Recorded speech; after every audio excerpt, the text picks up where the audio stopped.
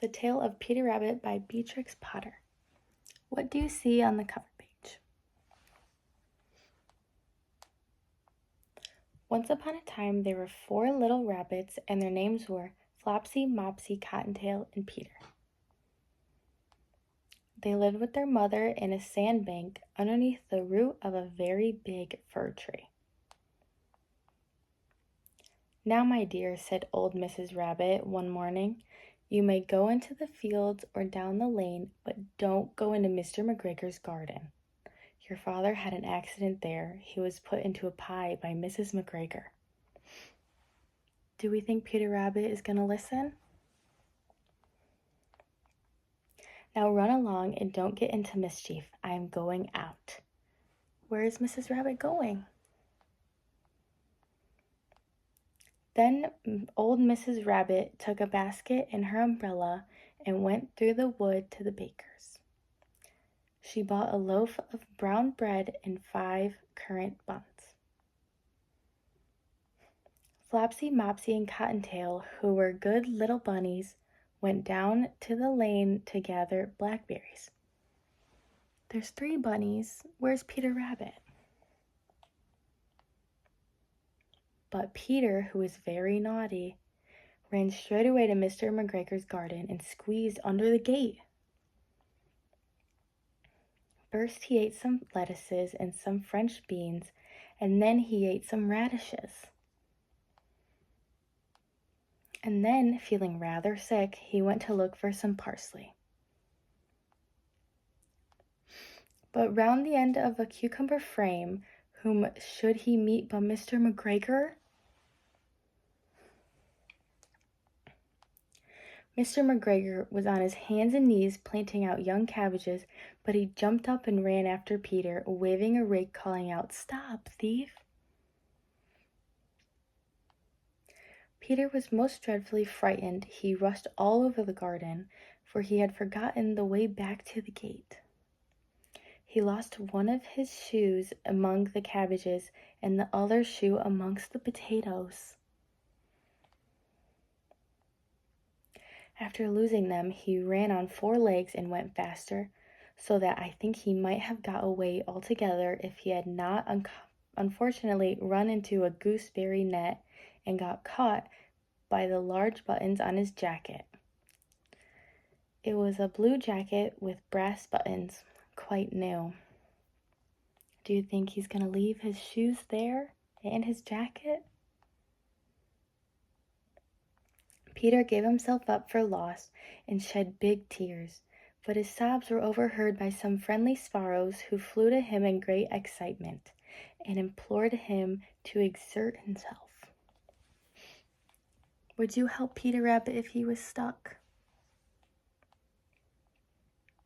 Mr. McGregor came up with a sieve, which he intended to pop upon the top of Peter, but Peter wriggled out just in time, leaving his jacket behind him, and rushed into the tool shed and jumped into a can.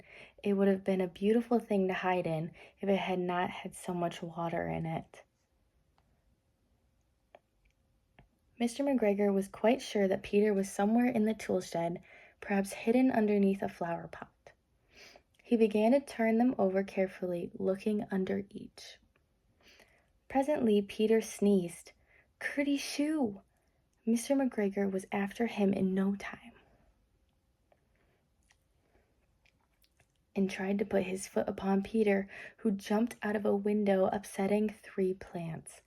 The window was too small for Mr. McGregor, and he was tired of running after Peter. He went back to his work. Do we think Mr. McGregor is going to find him again? Peter sat down to rest. He was out of breath and trembling with fright, and he had not the least idea which way to go. And also, he was very damp with sitting in that can. After a time, he began to wander about, going lippity-lippity not very fast, and looking all around.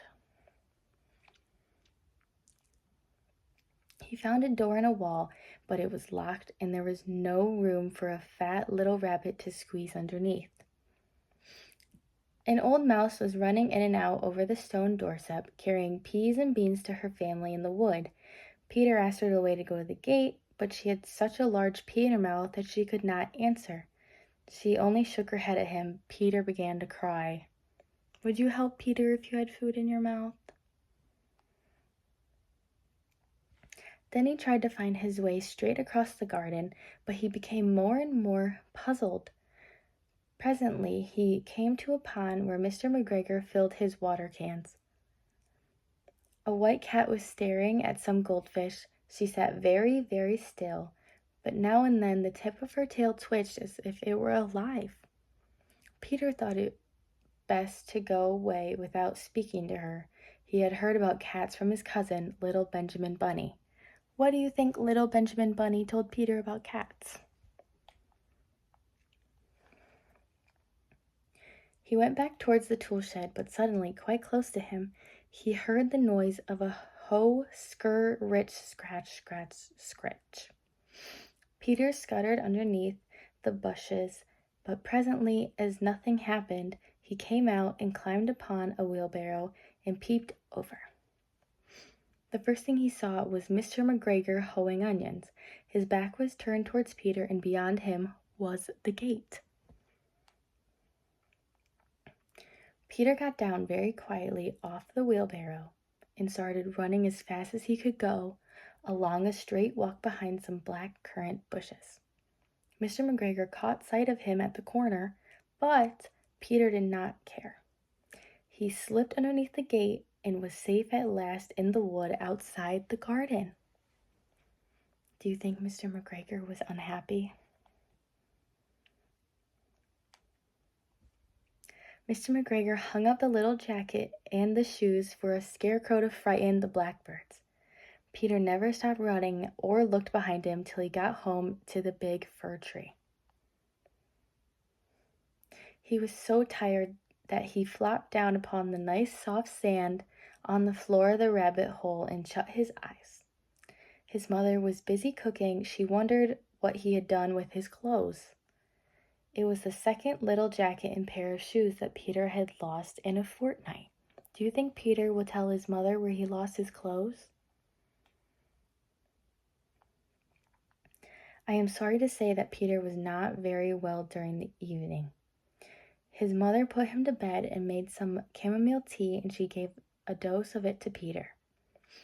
1 tablespoonful to be taken at bedtime. Has your mother's ever given you tea to go to bed when you weren't feeling well? But Flopsy, Mopsy, and Cottontail had bread and milk and blackberries for supper. The